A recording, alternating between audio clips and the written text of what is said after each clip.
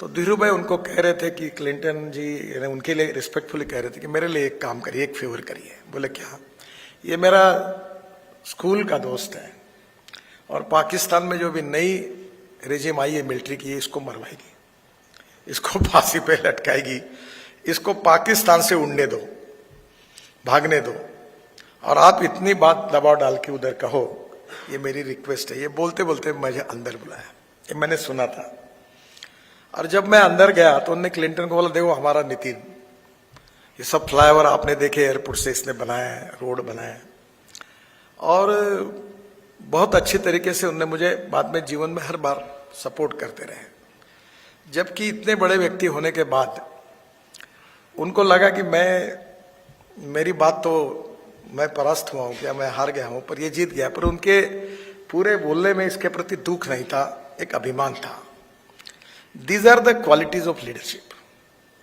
अब जो कहानी हुई उसकी बात अलग है।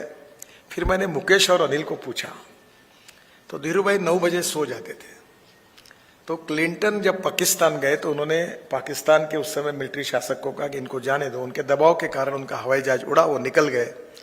और उन्होंने रात को 11 बजे धीरू भाई को फोन किया था कि मैंने तुम्हारा काम किया, पर वो सोए थे, ये मुझे अनिल ने बताया।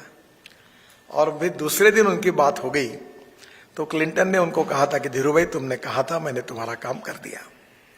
तो एक प्रकार से ये जो बड़े व्यक्ति है, इनकी पर्सनैलिटी की कुछ विशेषता होती है, और ये जो गुणवत्ता होती है तो ठीक है। फाइनेंशियल मैनेजमेंट, आपके वजह से हम कहते हैं कि प्रूवन टेक्नोलॉजी, इकोनॉमिक वायबिलिटी, और उसके साथ एबिलिटी ऑफ रॉ मटेरियल और marketability of finish product, profit मिला, ये सब तुम टेक्निकली दुनिया भर की बातें सुनोगे, पर आप अच्छे इंसान नहीं होंगे, आप अच्छे संवेदनशील इंसान नहीं होंगे आपके लीडरशिप में, तो तुम्हारी ये सब क्वालिटी जो है ये सेकेंडरी हो जाएगी। हमारी इतिहास, संस्कृति और विरासत में जीवन मूल्य, human values is the biggest strength. Either leadership in politics और in business, human relationship is the biggest strength. और उसमें वैल्यूज जो है वो हमारी सबसे बड़ी ताकत है। क्रेडिबिलिटी, ऑनेस्टी और goodwill is the biggest capital. और शॉर्टकट मारते रहोगे तो शॉर्टकट कट यू शॉर्ट।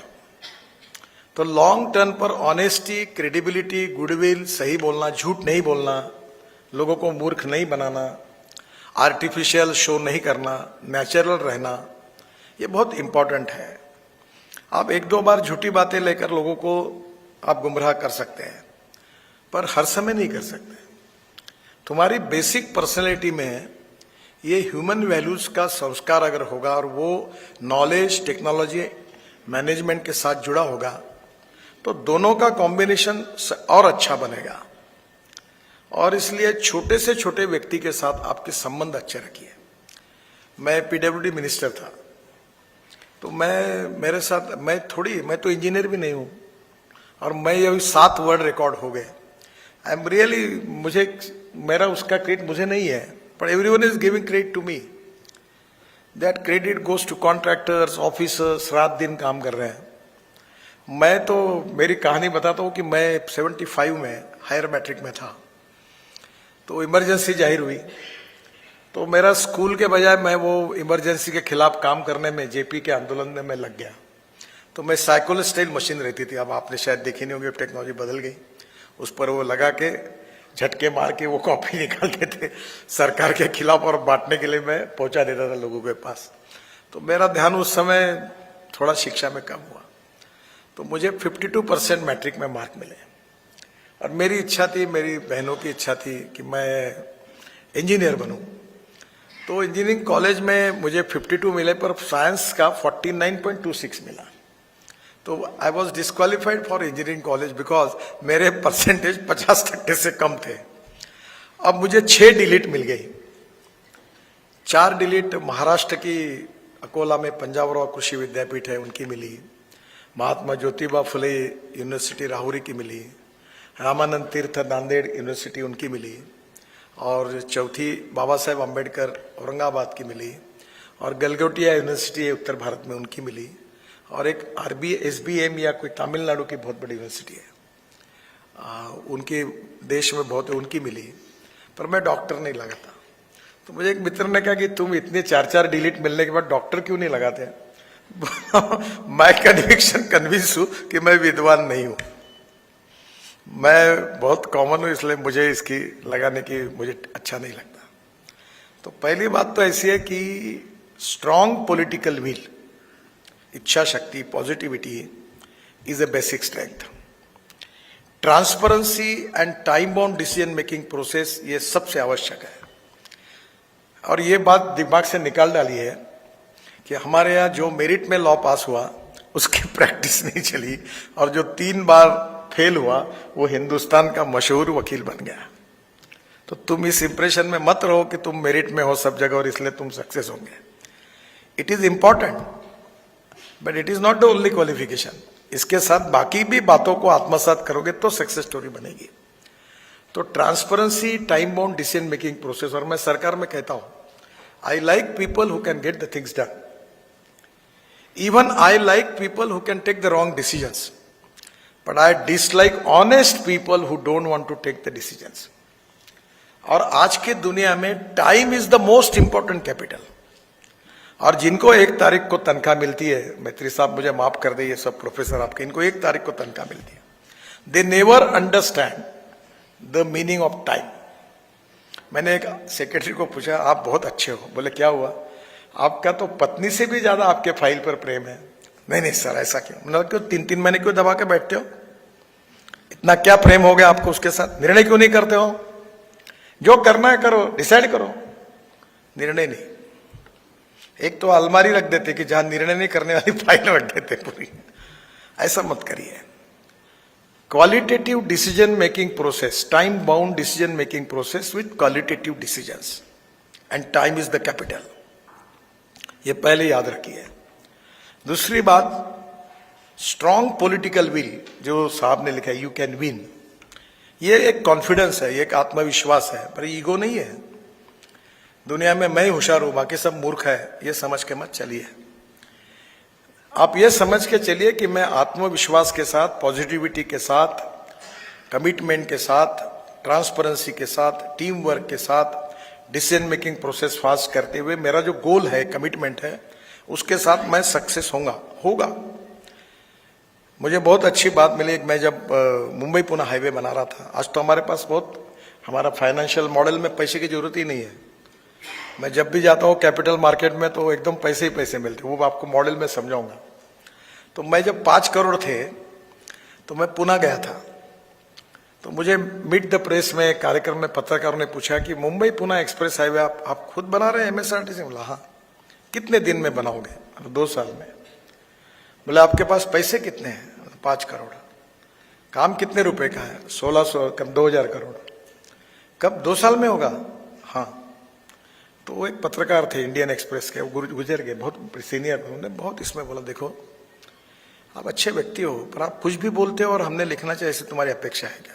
बोला नहीं। बोला आपके पास पैसे नहीं, लैंड एक्विजिशन, फॉरेस्ट क्लियरेंस, दुनिया भर की प्रॉब्लम, एजिटेशन, जुडिशरी, और तुम बोलते हो 2 साल में होगा। पैसे भी नहीं, जगह भी नहीं, और तुम बोल रहे हो छोटा छोटा काम शुरू किया और बताते हो, कहां से होगा? कभी सरकार में समय पे काम होता है क्या? और तुम जो भी बोलते हो हमने लिखना चाहिए, क्या है तुम्हारे पास कि ये हो सकता है? तो मैंने एक बात मेरे मुंह से निकल गई, वो आप जरूर याद रखना, जिनको लग गई होगी टोपी वो नाराज मत हो। मैंने कहा था, if there is a will there is a way, and if there is no will there is only survey, discussion, seminar, committee, sub committee and research group.